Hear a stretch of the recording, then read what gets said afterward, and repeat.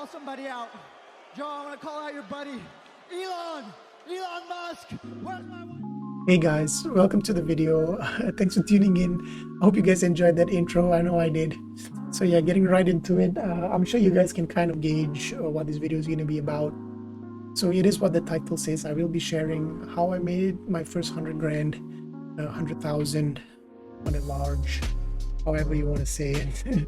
I will be sharing how I made my first 100 grand. You know, it's something that I'm truly proud of, something that I've been working on, you know, making money work for me, you know, things like these concepts that, you know, we all are familiar with but don't exactly know how to do it. And I myself have been you know, going through trial and error, learning a few things, losing out on a few things, you know, talking to people. I feel like the best way I learn is just, you know, picking people's brains in their own respective fields. And I realized that each field is so lucrative in its own sense that, you know, you can make money in any sector, in any field, doing anything. Hey guys, I just wanted to give you a quick overview on what to expect in today's video and future videos on this channel. Before I move on any further, I just want to start off by saying that this is not by any means any sort of financial advice. Whatever I'm saying right now is just sharing my own personal experiences, none of which should be taken as directly as financial advice. Having said that, I still hope you guys learn a thing or two and, you know, broaden your knowledge on a few aspects, and hopefully I'm able to do that for you guys. Moving on straight into the video, and what to expect is market updates. That's a very important thing. It's what, you know, keep being in the loop is what determines your success when investing in crypto or stock, right? You need to know what's going on. So that's what this channel will be covering, you know, just regular market updates from, you know, major events to not so major events, little tiny things that could affect the stock or crypto market. News and events. So I will be covering news and events. This one more towards the cryptocurrency market, because this is one way which actually how I attained success throughout my journey is through actually analyzing news and events, because this is something that I will be elaborating further. But just to give you guys an understanding of what investors do when looking through news and events, is what they do is they do their own research, and they research the team for that project. They research the project in itself, what the deliverables are, what they aim to achieve, and they look at the whole background, the team, what they aim to achieve, their roadmaps, and all this is available. You know, any cryptocurrency with a solid project will make these information available to anybody to look in forms of white papers, research papers, things like that. So what investors do is they actually study these things and they buy the testnet. Testnet is, in other words, the prototype. So they buy the testnet and they sell the news. So for example, sometimes people ask, oh, there's a big update for this particular project, but why, when that update comes up, the price doesn't shoot up? Instead, it goes the other way, it goes down. Why does that happen? Because people are anticipating the news, people are anticipating the price to go up, leading to that drop, and when it does drop, they sell, right? So this is one way which I will be elaborating further and giving you real life examples of how this happened, of how I made this into use to attain success throughout my journey. And yeah, moving on, investing opportunities. I will be, like I say, it's not financial advice, it's just what I'm doing. If I see any good opportunity based on what I see, based on what I'm reading, and, you know, I will be sharing those my decisions. If you guys want to follow, up to you guys. Another thing that I really want to start doing is a stock versus crypto trading series. So putting X amount in stock, putting X amount in crypto, and see which one either reaches a certain level first. I was thinking to start off with maybe 5,000 ringgit in each, just to see where it goes, how long it goes, and just sharing that journey with you guys. So let me know what you think about that. Just let me know in the comment section whether that will be something you guys are interested in, stock versus crypto. Another thing I will be discussing is top picks, my top stock picks, my top crypto picks. Hey guys, let's jump straight into the market updates. But before that, I just want to let you guys know that I will be sharing part of my portfolio at the end of the video, just to show you guys what I've gathered so far. Is this part of my portfolio? It's not my complete portfolio, but yeah, I'll just be running running through with you guys my decision, the factors affecting my decision making at the time which I bought, why I bought it, when I sold, the decisions affecting me when to sell, and things like that. So stay tuned. At the end of the video, I will be pulling that up for you guys. All right, so right now I'm on CoinMarketCap. This is just a website I use to go through the prices of cryptocurrencies. You can use websites like CoinGecko, CoinMarketCap. I personally prefer this one as it's a bit cleaner. So yeah, if we sort here, right, so just by having a look at this, you can kind of know what kind of situation we're in. Just look at all the graphs, right? So you got solid projects like EOS down 53%, PancakeSwap, which is a swap website, down 50%. By the way, guys, I will be doing a tutorial for swap websites and passive income and things like that. So stay tuned for that. See projects like AVAX down 50%. These are solid projects which I've researched and studied, and to see it dip like crazy is it's scary. But if you invest right, and this kind of things won't phase you, and you'll understand why this is happening. So basically, what's happening right now is called a FUD. What is a FUD? F-U-D. FUD stands for fear, uncertainty, and doubt. Now, is it FUD season? Can it be called a FUD season? Well, some might say, in my personal opinion, this should not be happening anymore. I mean, we're in 2021. You can't say that, oh, it's still new, it's still new. Cryptocurrencies are not new anymore. They've been around. Bitcoin is over 10 years old now. Like literally over 10 years old. And many projects have since released, so many updates and mainnets and things like that. So for people to still be categorizing this as a FUD and still calling cryptocurrency as new technology and something they don't understand, it's maybe because they don't understand it that they're still saying it. But anyways, it is what it is. It is happening. So the best thing we can do is react accordingly and make the best out of it. So that's what's happening right now. It's a FUD. There's no two ways about it. Let's just go through what's causing this. All right, moving on to some articles. Bitcoin price falls after China calls for a crackdown on Bitcoin mining and trading behavior. Like I said, for those of you who have been in the space, China banning crypto is not news. They've done it before several times. Sometimes a few times in the same month even. I don't know if you guys remember this, but a few months ago India banned crypto. So yeah, this is part of the reason which caused the huge market crash a few days back, but I wouldn't say it's the primary reason, because like I said, this is not the first time. But why they are doing it now, I can confidently say it's got something to do. It's very political. It's got something to do with their own digital currency, which I have been reading about, which I want to make a separate video about, to talk about their digital yuan and their digital currency and what type of technology they'll be using. But I have a very strong feeling. It's not a feeling. I'm very confident that it's very political, and it's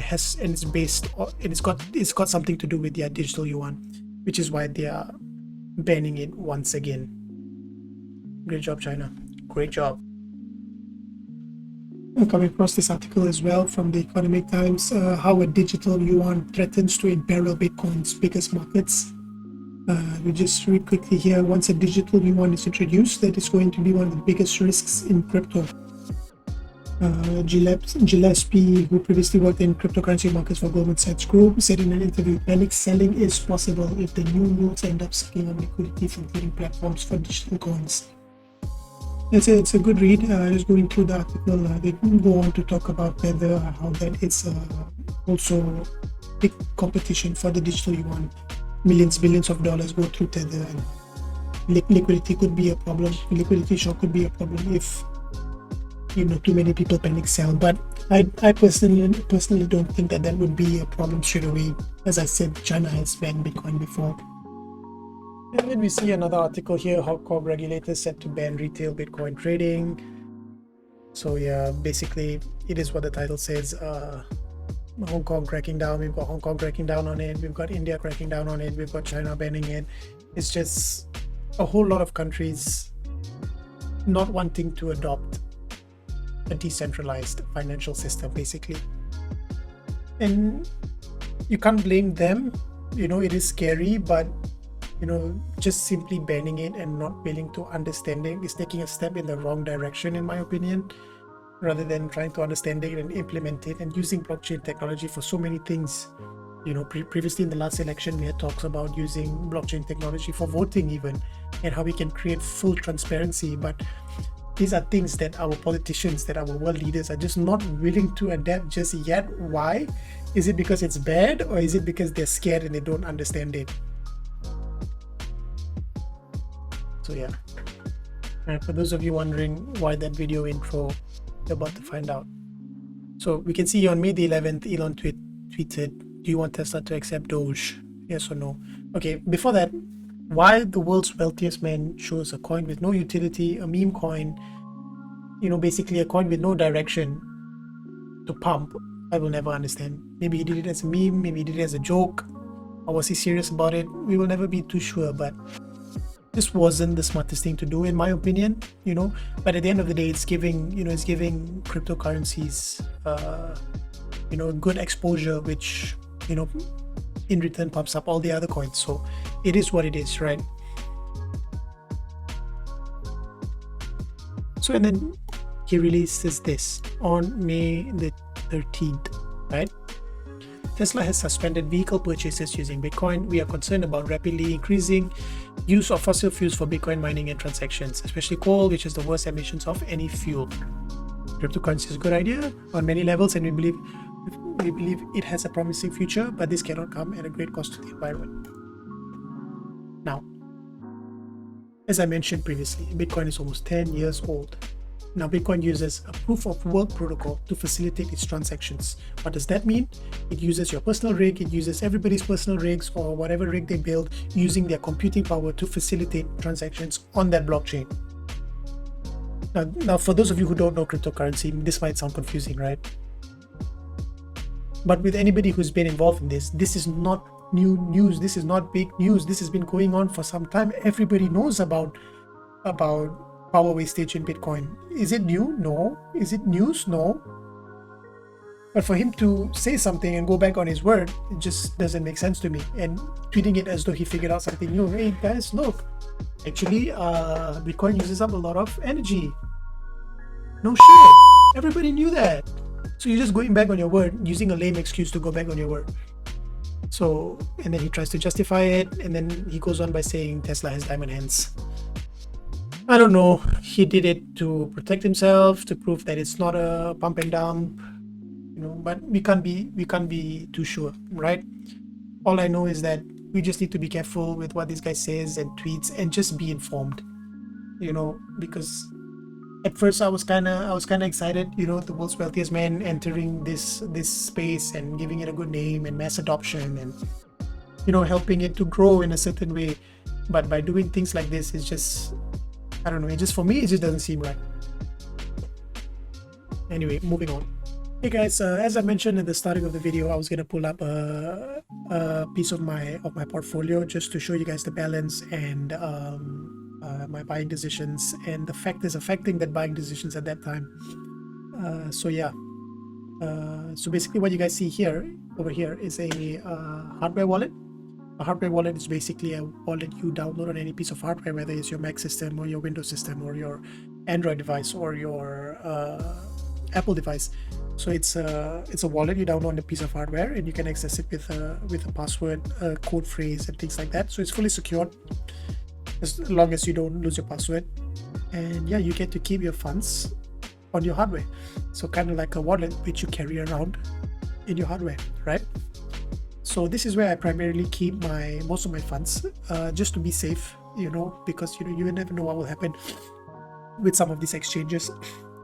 It could get banned or hacked or attacks and things like that. So I generally keep it on an offline wallet, on a hardware wallet, just so that it's more secure that way.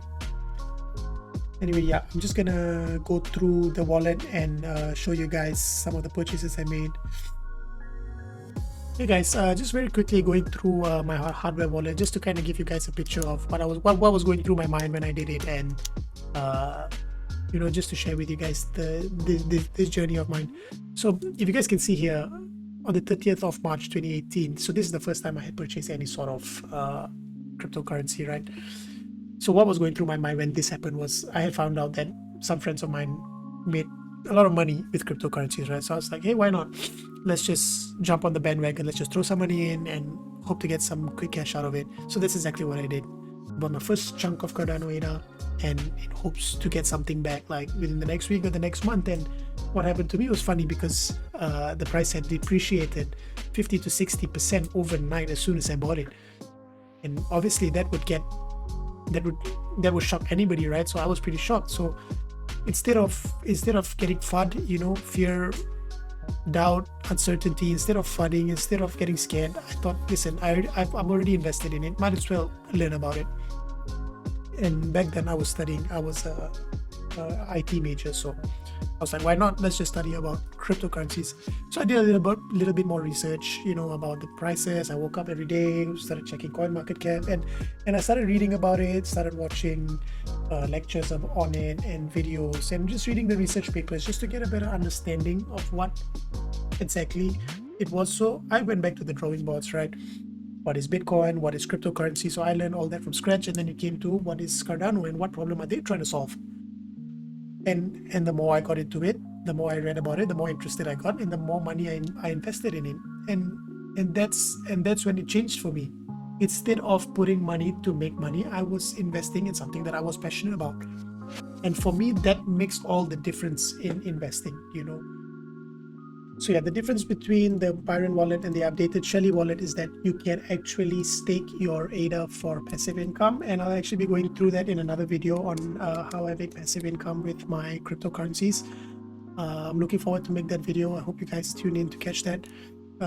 So the purpose of this is just to show you the amount of USD I've collected so far and the amount of ADA I've collected so far. And bear in mind, this is not the total amount of ADA I have. It's distributed between hardware wallets and exchanges and things like that, doing different things, collecting passive. As I mentioned, I'll be doing a separate video on that, on the different things that I do to make passive income using my cryptocurrencies with both fixed APYs and price appreciation. So you're actually making it both ways.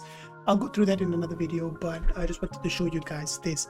And I did want to end the video with a tweet that I saw, which made a lot of sense to me, and I think the narrative for crypto should not be changed and still remains such, where the long-term thesis for crypto remains unchanged: inflation, decentralization, privacy, programmability, seizure resistance, and censorship resistance. These are secular drivers of adoption. Anyways, I would like to end the video here. Thank you guys so much for tuning in. I hope it was insightful for some of you guys. I know for some of you guys, 100,000 may not be a lot of money, but this is just my experience, my journey, and what I think about the crypto update. And I mean the crypto market dip and what's to come. I believe there's so much more to come. We can't say we're in the early stages of crypto anymore, but we're kind of still finding our way and expanding, and good things are coming out of it at the end of the day. At the end of the day, the deliverables, the projects, and the problems it's solving will always be there. And no matter amount of FUD or government regulations or billionaire tweets or whatever it is that could affect this space, I believe it will all be made redundant just based on the technology it brings and the progression it brings and the problems they solved. So then again, tune in. I hope to bring you guys more videos crypto related. I'm very excited to start the stock versus crypto trading series. Tune in for that. And yeah, catch you guys.